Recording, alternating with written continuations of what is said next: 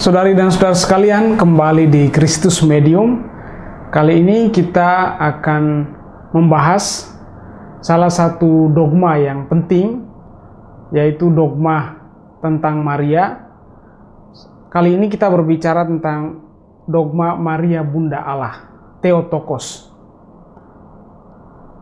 Nanti kita akan melihat pertama ada beberapa dogma yang memang khusus untuk yang disebut sebagai dogma Mariologi.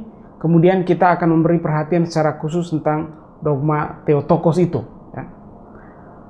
Anda semua tahu ada berapa dogma Mariologi? Ada 4 dogma Mariologi, yaitu pertama dogma Maria Bunda Allah, Theotokos. Lalu yang kedua, Maria yang selalu dan tetap perawan, Semper Virgo Maria. Kemudian dogma Maria terkandung tanpa noda dosa, Immaculata Conceptio. Dan dogma Maria diangkat ke surga dengan segenap jiwa raganya, Maria Assumpta. Nah, kali ini dalam video ini kita memberi perhatian secara khusus tentang dogma Theotokos, Maria Bunda Allah. Di Kristus Medium ini saya juga pernah membahas dogma Maria Assumpta, Maria diangkat dengan seluruh jiwa raganya. Teman-teman sekalian bisa menyimak videonya. Kali ini kita mau merefleksikan dogma Theotokos, Maria Bunda Allah. Tetapi sebelum masuk ke tema ini secara khusus, kita perlu memahami bahwa apa yang kita lakukan sebagai umat Katolik terhadap Maria itu adalah suatu penghormatan kepada figur yang tidak pernah terlepas dari seluruh sejarah keselamatan. Jadi kalau kita berbicara tentang sejarah keselamatan, di situ berarti Allah sendiri, Allah Trinitas, dan di situ kita mau menempatkan Maria sebagai bagian dari seluruh sejarah keselamatan itu. Bukan Maria yang berdiri sendiri, tetapi Maria sebagai model, contoh iman kita dalam seluruh karya penyelamatan. Maka kalau kita mengatakan bahwa per Mariam ad Jesum, kita juga harus mengatakan bahwa per Jesum ad Mariam, untuk mengatakan bahwa ya, figur Maria itu tidak terlepas dan hanya bisa dimengerti, direfleksikan dengan baik dalam rangka ya, karya keselamatan Allah, dan secara khusus dalam relasinya dengan Yesus Putra Allah yang Ia lahirkan. Nah, sebelum kita sampai ke sana, ke dogma ini, sebetulnya figur Maria itu di dalam dogma Kristologi sudah ditampilkan, ya, sudah ditegaskan di sana. Kalau kita mendaraskan kredo yang panjang, kredo Nikea Konstantinopel, kita akan sampai pada rumusan bahwa Yesus Kristus itu dilahirkan, bukan dijadikan, dia sehakikat dengan Bapa. Ia menjadi daging oleh Roh Kudus, dan dari perawan Maria dia menjadi manusia. Jadi dari dogma yang paling awal, dogma kristologis, kita melihat di situ bahwa ya, Maria sudah disebut di sana. Ya. Jadi dogma Mariologi itu adalah suatu konsekuensi dari refleksi pemahaman kita, iman kita akan Yesus Kristus. Nah, sebelum sampai kepada rumusan dogmatis itu, kita perlu melihat bahwa ya, dogma ini bukan suatu rumusan yang tiba-tiba ada, ya, tiba-tiba dirumuskan, ya, tetapi sudah direnungkan oleh para bapak gereja ya, dalam tulisan-tulisan mereka, dalam pemikiran mereka. Mereka juga memikirkan, merefleksikan siapa itu Maria. Kita mulai saja, misalnya orang seperti Clemens dari Alexandria. Dia mengajarkan bahwa Maria itu perawan sekaligus ibu yang penuh kasih. Jadi dalam hal ini dia adalah ya, model gereja. Dia adalah seorang perawan tapi juga sekaligus seorang ibu. Seorang ibu bagi gereja, bagi seluruh umat yang mengikuti, yang beriman akan Yesus Kristus. Orang lain seperti Origenes ya, menekankan bahwa iman yang utuh akan Yesus itu terungkap dalam keyakinan akan Maria sebagai Bunda Allah. Jadi kalau kita beriman ya, secara utuh ya, kepada Yesus Kristus, di sana juga kita menemukan Maria yang disebut di sini dalam dogma ini sebagai Maria Bunda Allah, Theotokos. Tokoh yang lain ya, Alexander dari Alexandria. Ini tokoh yang sangat penting ya. Dia mati tahun 328 ya. Tokoh ini orang yang dikenal sebagai yang pertama kali menggunakan istilah Theotokos ya, secara eksplisit.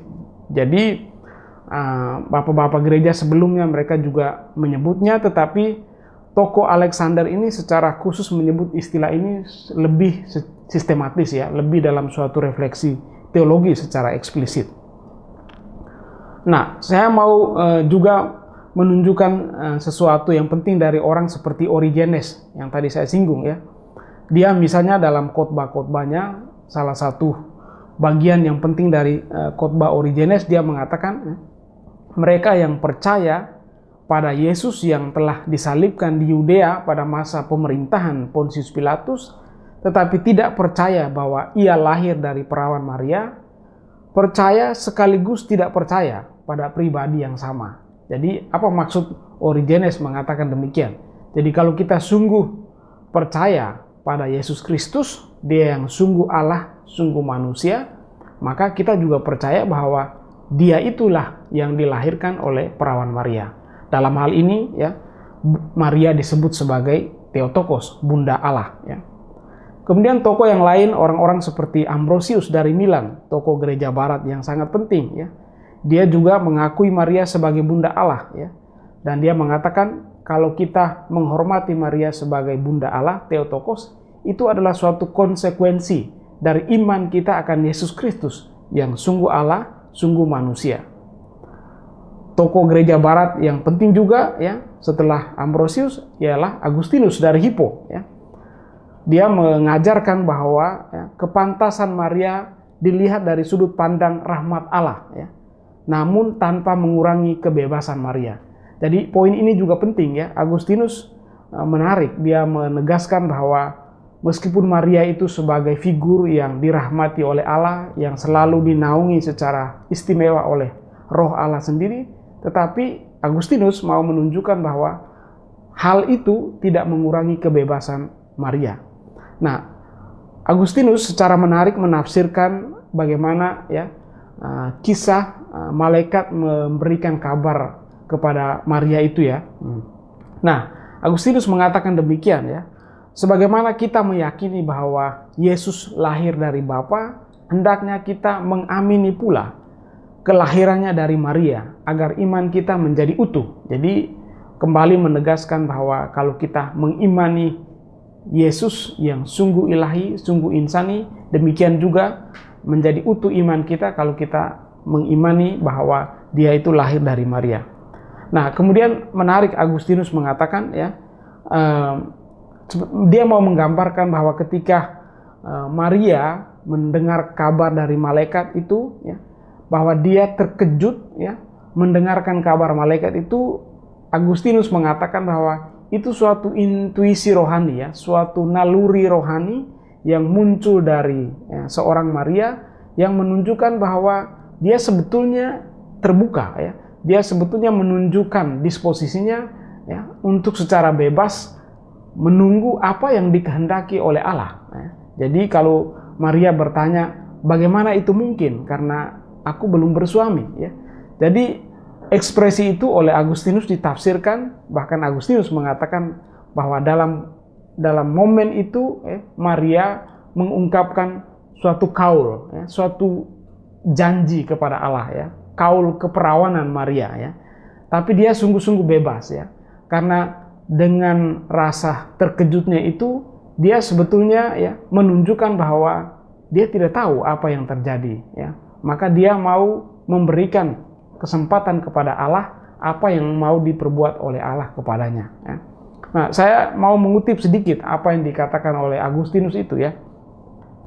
Karena ia telah mengucapkan kaul keperawanan dan suaminya tidak merusak kesahajaannya, melainkan menjadi penjaganya, dan memang sesungguhnya bukan suaminya yang menjaga, sebab sebetulnya Allah sendirilah yang menjaganya, maka suaminya hanyalah saksi dari ketaatannya dalam keperawanan, agar kehamilannya tidak menjadi suatu skandal. Maka ketika malaikat memberi kabar kepadanya, ia berkata, "Bagaimana hal itu mungkin terjadi? Karena aku belum bersuami." Seandainya ia, Maria dalam hal ini, memang memiliki niat mengenal seorang pria, dia tidak tertarik pada kata-kata malaikat itu. Nah, ketertarikan Maria itu menurut Agustinus adalah sebuah tanda, sebuah ekspresi bahwa dia mau menunjukkan keterbukaannya kepada Allah. Dalam hal ini, Agustinus mengatakan bahwa Maria bebas menjawab tawaran Allah. Kebebasan Maria tidak dikungkung oleh rahmat Allah. Nah, kemudian sekarang kita mau masuk lebih spesifik kepada dogma tentang Maria Bunda Allah itu ya. Theotokos istilahnya demikian. Nah, istilah Theotokos ini ya berasal dari dua kata ya. Kata Theos yang berarti Tuhan, Allah, dan istilah Tikto ya berarti dia yang melahirkan. Dan ini bahasa Yunani ya. Jadi atau yang diterjemahkan dalam bahasa Latin ya, Dei para. Istilah Deus berarti Tuhan, istilah atau kata parire berarti dia yang melahirkan ya. Jadi sebetulnya dalam terjemahan bahasa Latin, para ahli mengatakan terjemahan yang lebih tepat menunjukkan muatan istilah Theotokos dalam bahasa Yunani itu ialah istilah Mater Dei ya. Jadi karena dengan jelas istilah bahasa Latin itu menunjukkan bahwa dia ibu Tuhan, dia Bunda Allah ya. Kalau tadi Dei para atau istilah Dei genitrix, kita sering mendengarkan begitu, masih cukup netral ya, menunjukkan bahwa dia yang melahirkan Allah, dia yang melahirkan Tuhan. Tetapi kalau istilah Mater Dei dengan jelas menyebut yang melahirkan itu sebagai ibu. Dalam hal ini terjemahan dalam bahasa Yunani Theotokos ya. Nah, itu istilah tentang yang kita terjemahkan dalam bahasa Indonesia menjadi istilah Bunda Allah. Nah, kenapa sampai ada suatu dogma tentang Maria Bunda Allah ini? Konteks historisnya cukup menarik ya. Jadi gelar Theotokos ini ya ditetapkan dalam Konsili Efesus ya, pada tahun 431 ya. Nah, latar belakang dari ajaran konsili ini sebetulnya melawan ajaran seorang yang bernama ya, Nestorius ya. Jadi Nestorius ini seorang uskup ya. Dia menyangkal, dia menolak gelar ini ya, Theotokos ya. Jadi terjadi bahwa ada suatu kontroversi antara orang bernama Nestorius ini dan seorang uskup bernama Cyrillus dari Alexandria. Nah, bagaimana terjadi kontroversi antara dua ini ya? Jadi dua pribadi ini kemudian memiliki kubu tersendiri ya. Yang satu ya Cyrillus dari Alexandria menerima istilah Theotokos, sedangkan Nestorius menolak istilah itu. Nah, kontroversi ini bermula dari suatu khotbah ya. Jadi khotbah dari orang bernama Proclus ya. Pada sekitar tahun 466 ya. Dia berkhotbah di kota Konstantinopel ya, dan dia menggunakan istilah Theotokos ini ya. Nah, Nestorius, seorang uskup yang mendengar istilah ini dari pengkhotbah ini, Proclus ini memprotes keras istilah itu dan kemudian ya menolak ya bahwa tidak benar ya Maria disebut sebagai Bunda Allah, Theotokos. Nah, kemudian terjadilah tadi saya katakan bahwa perbedaan pandangan antara kubu Nestorius dan kubu Cyrillus dari Alexandria. Nah, terjadilah singkat cerita terjadilah perbedaan dan ada masing-masing kubu saling mengutuk satu sama lain. Maka ya konsili ini ya konsili Efesus ini dibentuk, diadakan suatu sidang akbar ya para uskup, di mana di sana ditetapkan ya bagaimana posisi gereja. Dalam hal ini gereja Katolik, gereja Barat meyakini bahwa Maria itu adalah ya, Bunda Allah ya. Nah, sekarang baik gereja Barat maupun gereja Timur sama-sama menghormati Maria sebagai Bunda Allah, sebagai Theotokos. Itu terjadi karena setelah konflik yang panjang antara dua kubu ini, pada sekitar tahun 433 dikeluarkan suatu pernyataan ya, kesatuan antara dua kubu itu ya, yang sehingga memulihkan ya suatu edict of union yang kemudian memulihkan kontroversi antara dua pihak itu. Dalam hal ini Uskup Cyrillus dari Alexandria dan Nestorius yang sebelumnya menolak istilah ini ya. Jadi kemudian menjadi keyakinan bersama bahwa Maria diyakini sebagai Theotokos ya. Nah, saudari dan saudara sekalian, ada bagian yang menarik dari khotbah Proculus itu yang di mana dia menyebut ya Maria sebagai Theotokos ya. Salah satu frase saja ya di sini ya. Jadi dalam khotbah itu dia mengatakan ya, alasan kita berkumpul di sini hari ini adalah Maria Theotokos ya. Permata perawan yang tak bercacat, Taman Eden bagi Adam kedua, karya kesatuan kodrat Kristus, tempat terjadinya perjanjian keselamatan, ruang pengantin, tempat sabda mempersunting daging. Jadi ini banyak simbol yang digunakan, ini model cara berkhotbah pada waktu itu. Yang terpenting, yang relevan di sini kita mau melihat bahwa dia menggunakan istilah Theotokos itu ya. Nah, kemudian konteks munculnya dogma ini adalah ajaran dogmatis dari Konsili Efesus. Salah satu pernyataan saja sebagai contoh dari ajaran konsili ini ya, dikatakan demikian. Karena itu kita mengakui bahwa Tuhan kita Yesus, anak tunggal Allah, adalah sungguh Tuhan dan sungguh manusia. Lahir dari Bapa sebelum segala abad menurut keilahian, lahir untuk kita dan untuk keselamatan kita. Pada masa akhir dari perawan Maria menurut kemanusiaan, yang sekodrat dengan Bapa menurut keilahian dan sekodrat dengan kita menurut kemanusiaan. Demikianlah telah terjadi penyatuan dua kodrat. Oleh karena itu kami mengakui satu Kristus, satu anak, satu Tuhan. Dengan menegaskan kesatuan ini, kami mengakui bahwa perawan suci adalah Bunda Allah, Theotokos.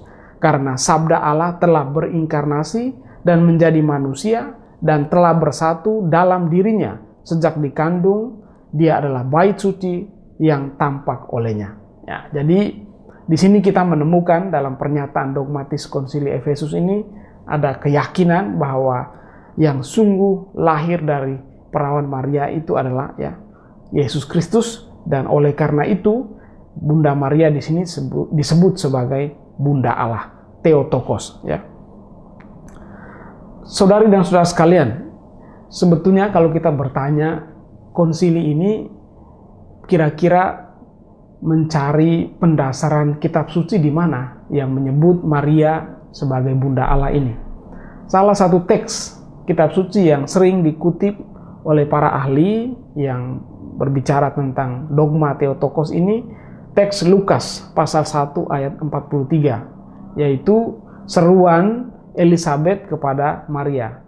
Siapakah aku ini sampai ibu Tuhanku datang mengunjungi aku? Jadi itu kira-kira suatu teks yang oleh para ahli dianggap sebagai suatu dasar ya, suatu akar ya bagi pernyataan dogmatis dalam Konsili Efesus ini, Maria sebagai Bunda Allah, Theotokos ya. Jadi kata Tuhan dalam hal ini, dalam teks tadi ya, yang seruan Elizabeth itu mau diterjemahkan ya, atau dimaknai sebagai kata yang sejajar dengan nama Yahweh, gelar untuk Allah yang biasa digunakan oleh orang Israel dalam perjanjian lama ya. Dalam perjanjian baru kita juga menyebut dan menemukan banyak teks di mana Maria disebut sebagai dia ibu Tuhan, dia yang melahirkan Yesus sebagai anak Allah, dan seterusnya. Tapi tadi yang saya sebutkan itu salah satu teks yang memang penting. Nah, poin yang lain tentang dogma Theotokos ini tentang perayaan liturgis ya, Maria Bunda Allah ya. Jadi kita semua sampai sekarang kita mengerti bahwa perayaan ini kita rayakan pada setiap tanggal 1 Januari. Tetapi sebelumnya ada sejarahnya bahwa memang sejak awal perayaan ini dirayakan di kota Roma sekitar abad ke-6 ya. Kemudian dalam perkembangan lebih lanjut terjadi suatu perubahan terhadap penanggalan liturgis gereja ya. Itu sekitar tahun 1931 ya. Nah, kemudian dengan pembaruan penanggalan liturgi gereja Roma pada tahun 1969, perayaan ini dipindahkan ke tanggal 1 Januari ya, bertepatan dengan hari puncak ya, oktav Natal ya. Nah, jadi kenapa kita merayakannya pada 1 Januari? Ya, di sini kita perlu tahu juga bahwa ada sejarahnya kenapa kemudian ya ada perubahan dalam penanggalan liturgi dan kita merayakannya pada tanggal 1 Januari itu ya. Nah, saudari dan saudara sekalian, apa refleksi kita berkaitan dengan pernyataan dogmatis ya Maria Bunda Allah, Maria Theotokos ini ya. Nah, Santo Agustinus mengatakan bahwa Maria ini sebetulnya pertama-tama adalah dia murid Kristus ya. Jadi dia menjadi model, contoh iman kita ya. Dia menjadi Bunda Allah ya. Dia juga adalah Bunda Gereja. Dia model iman kita. Orang yang mendengarkan sabda Tuhan, melakukannya ya dalam kehidupannya, itulah orang beriman. Dia seperti ya murid Kristus ya. Maria juga demikian ya. Nah, setiap tanggal 1 Januari kalau kita merayakan hari raya ini, kita membaca Injil Lukas di mana ada kutipan ya, tetapi Maria menyimpan segala perkara di dalam hatinya dan merenungkannya. Jadi Maria itu menjadi model iman kita dalam hal ini ya, bahwa dia menyimpan segala perkara di dalam hatinya dan merenungkannya ya. Nah, kita semua sebagai pengikut Kristus juga ya, kita mengalami banyak perkara dalam hidup kita ya. Banyak pengalaman-pengalaman kita, ada yang menyenangkan, ada yang sulit, ada yang membuat kita sedih, ada yang membuat kita merasa takut ya. Demikian juga ya Maria sendiri mengalami pengalaman-pengalaman seperti itu. Nah, dia menjadikan ya pengalaman-pengalaman itu, kalau dikatakan oleh penginjil Lukas ya, menyimpan dan merenungkan dalam hati. Artinya pengalaman-pengalaman itu tidak dilihat ya terpisah satu sama lain, dilihat sebagai satu kesatuan ya, menjadi suatu mosaik yang indah begitu ya. Jadi Maria merenungkannya. Nah, mungkin itu pesannya bagi kita, bahwa kalau kita sebagai pengikut Kristus, ketika kita melihat peristiwa hidup kita itu, kita tempatkan sebagai suatu kesatuan yang kita renungkan, kita akan mengerti apa maksud Tuhan ya dengan seluruh peristiwa hidup kita ini ya. Nah, dalam arti itulah ya Maria menjadi teladan hidup kita. Dia menjadi contoh bagi kita. Dia adalah murid yang ideal ya. Dan kita sebagai pengikut Kristus ya, berjalan mengikuti Kristus dalam contoh seorang Maria dalam hal ini. Saudari dan saudara sekalian, semoga ajaran dogmatis tentang Maria Bunda Allah ini membawa pesan kepada kita, memberikan contoh kepada kita, menambah kekayaan iman kita, dan kita mohon kepada Tuhan, berdoa bersama Maria, semoga ia sungguh-sungguh menjadi teladan hidup bagi kita. Dia akan membantu kita sehingga kita juga mau mendengarkan sabda, percaya pada sabda itu, mewujudkan sabda itu di dalam kehidupan kita. Salam kasih untuk kita semua. Tuhan memberkati kita semua.